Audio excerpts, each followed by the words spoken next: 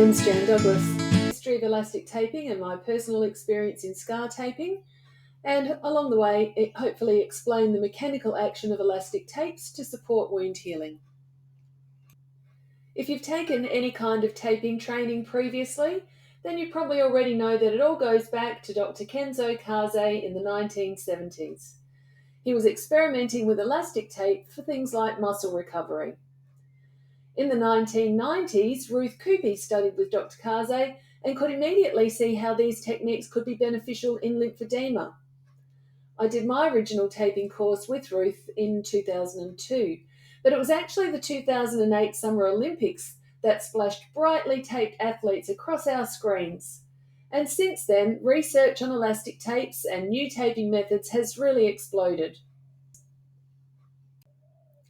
The best way to actually see how the lymph tapes work is to note their action on a fresh bruise. And I've seen numerous photos like these, where you can clearly see where the tape has been, as the skin is paler because the dead red blood cells have been removed more quickly under the tape sections. The darker line along the edge of the tape also illustrates the effect of the pressure variation between the taped and untaped sections.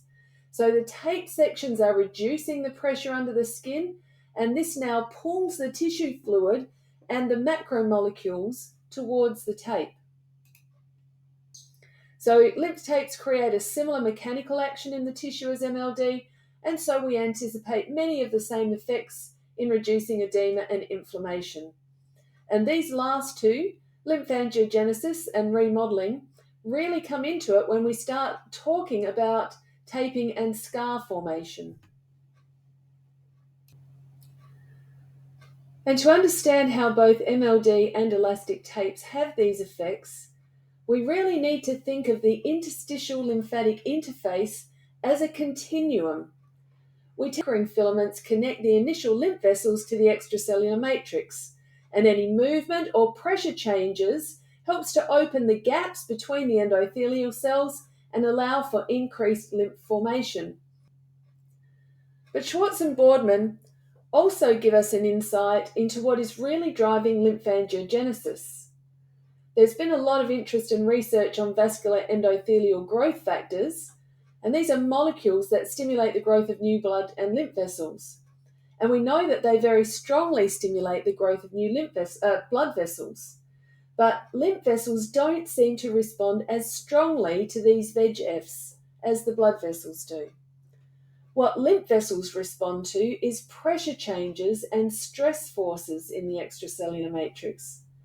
And it makes sense that it's these pressure changes and functional mechanical movements in the connective tissue fibers that create what Schwartz and Boardman call an organized interstitial fluid flow, which then directs and drives lymphatic endothelial cell migration and ultimately lymphangiogenesis.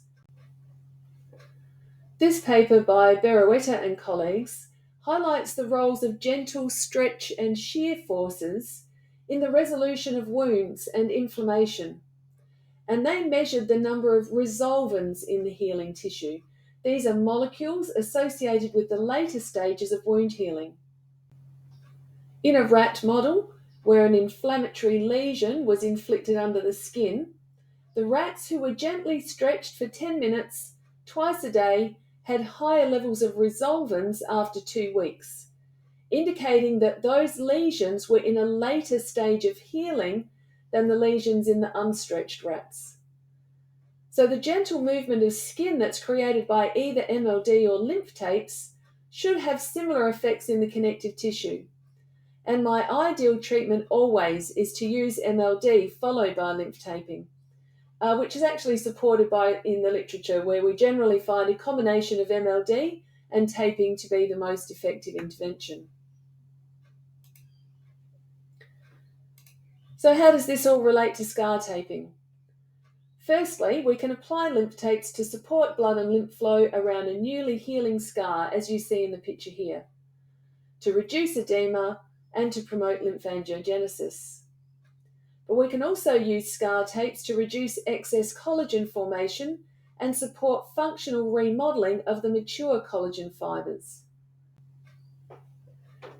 And just as we would apply MLD differently at each stage of lymphedema, we are going to apply scar tapes according to the stage of healing.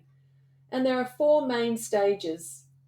Firstly, platelets form a clot to prevent further blood loss, and the precursors to collagen enter the tissues, the fibronectin and the fibrin. Then the inflammatory stage brings in all the necessary immune cells to get rid of any invading microorganisms and organise the cleanup. In the proliferation phase, reticular collagen is laid down to repair the tissue structure and as a template for the final stage of remodeling into functional collagen. And it's worth noting that if too much mechanical stimulation is applied during these phases, a new unwanted inflammatory reaction can be initiated, taking the tissue back through the earlier stages of healing and potentially increasing collagen deposition. So I've found that using gentle elastic tapes usually gives a superior result to the sometimes painful massage and friction which we commonly use in an attempt to prevent scar contraction or soften old scars.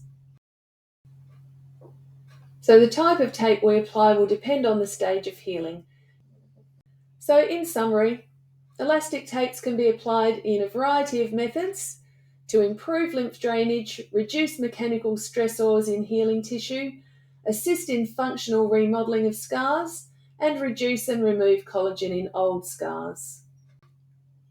I hope you've enjoyed listening to my thoughts on lymph taping and lymphangiogenesis and scar management. And if you'd like to read more of my connection between research and MLD, have a look at my posts at Talking Lymph on the Moving Lymph website. Thank you.